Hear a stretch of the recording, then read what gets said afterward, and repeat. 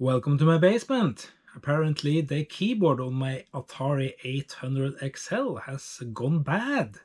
So let's figure out what's wrong with it and try to fix it.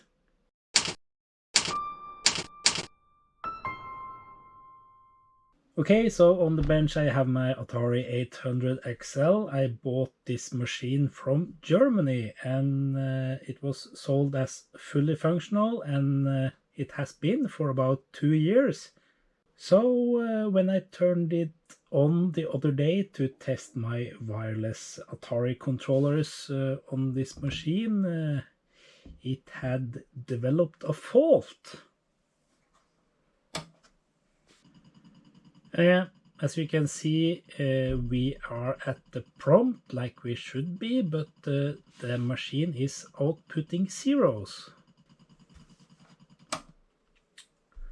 One cool thing about the Atari 800xl is that it has built-in debugging options. So if you hold down the option key while booting the machine, we get into this self-test mode. So yeah, I run through all these tests. I've tested the memory, it's okay. It tested also the ROM, and that's also okay. It tested audio and visuals, and that works as well. But the keyboard doesn't work.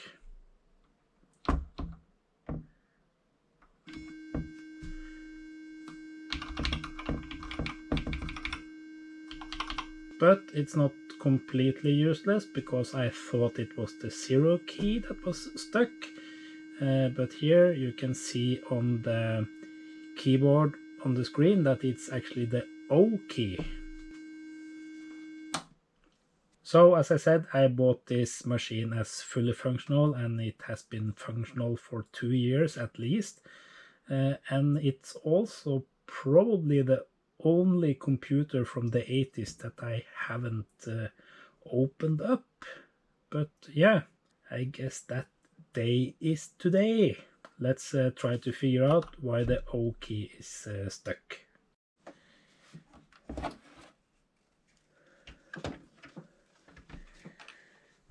Okay. My favorite kind of cable. Yeah, the idea is to try to unplug the keyboard and test to see if the key is still stuck.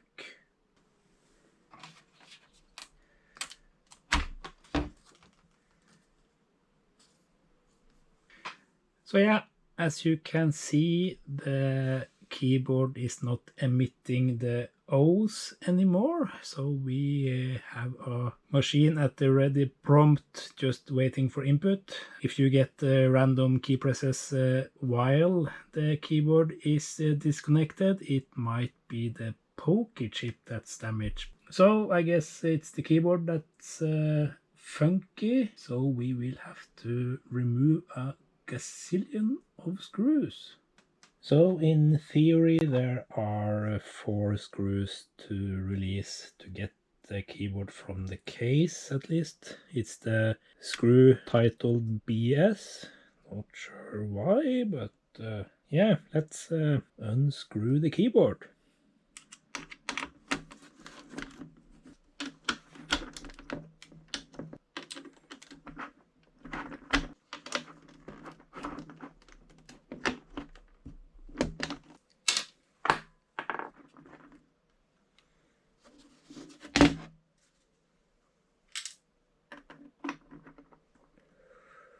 So yeah, I actually found my key puller as well.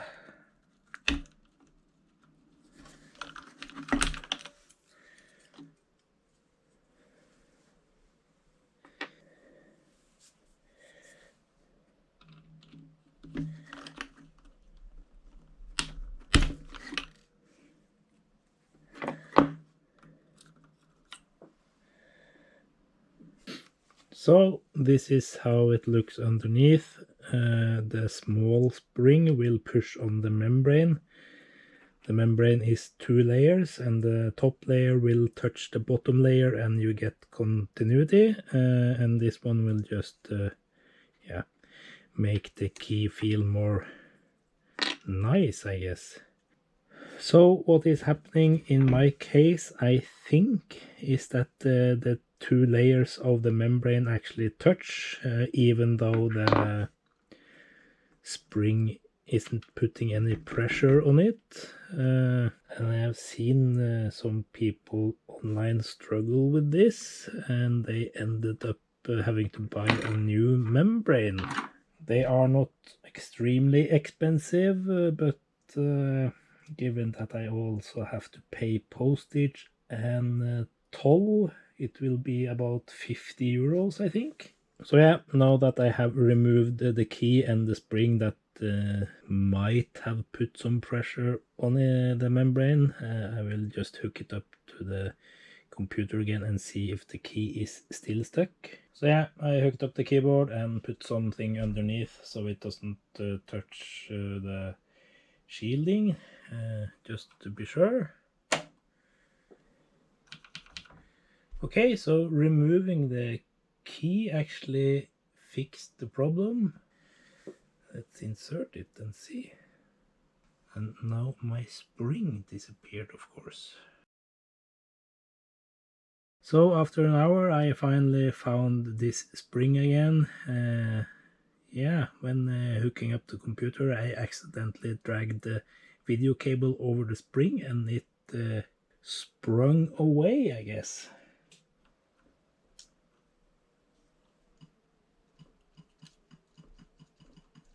And I can press the O key with the spring. It's I have to say that it's extremely little force needed to type the O's.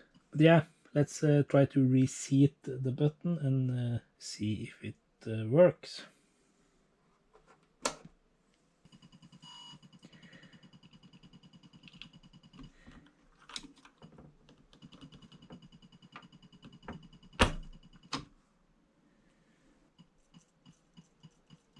Yeah, as I say, it's you barely need to touch it for it to register.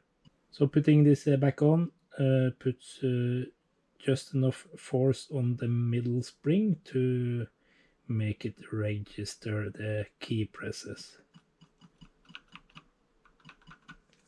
As you can see on the other keys as well, you barely need to touch them for the key to register. There is no trouble at all. So it's a week later and I just got this in the mail from Germany.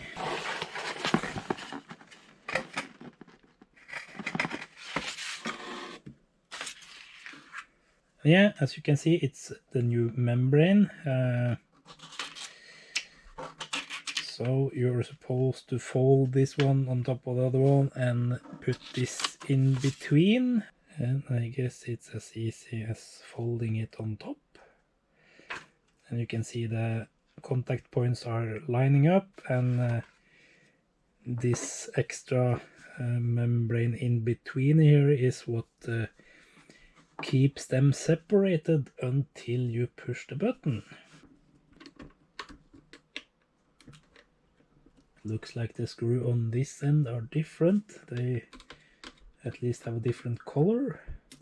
Yeah, they are longer.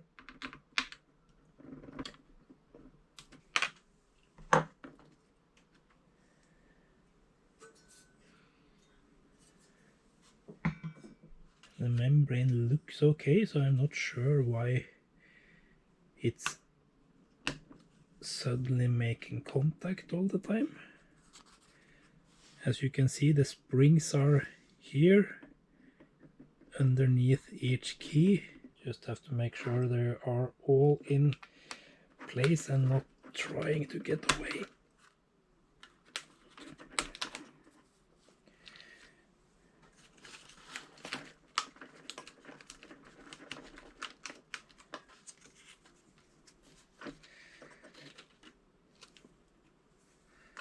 I was actually a bit afraid that the springs would protrude out of or try to get away from the key, but they are fully seated into their position, so yeah, makes it maybe a bit easier at least to change the membrane.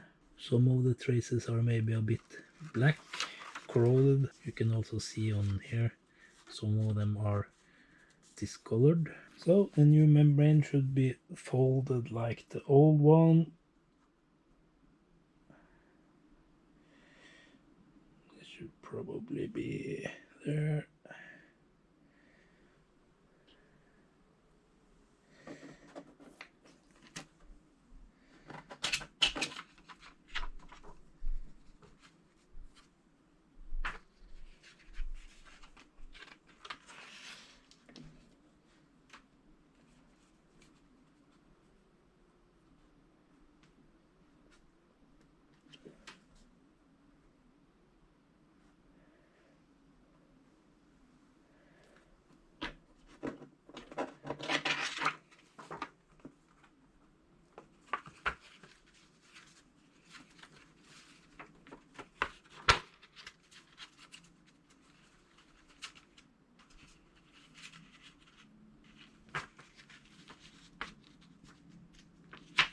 And you see the holes that are going to line up, so you can just aim for that and yeah.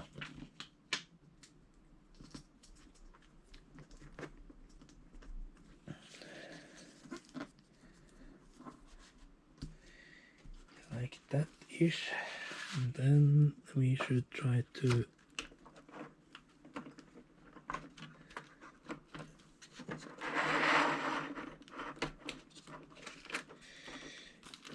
use the standoffs.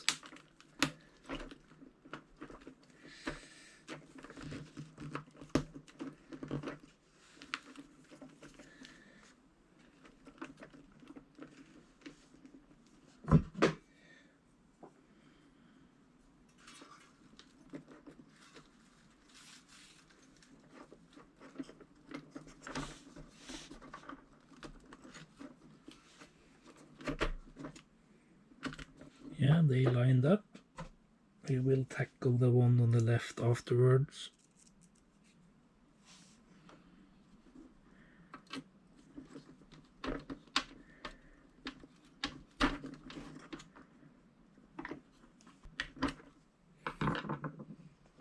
And as you can see, this one is a bit trickier because you have to fold it inwards so that it fits these holes, and this was also the same for the original. It's basically a bit too large, so they had to fold it inwards. Would have been nice if the remake was shortened a bit so you could avoid that, but yeah. So basically what you need to do is to use these standoffs and put them into the correct place and then try to push it into place for the screws. It doesn't feel like a good idea to do it, but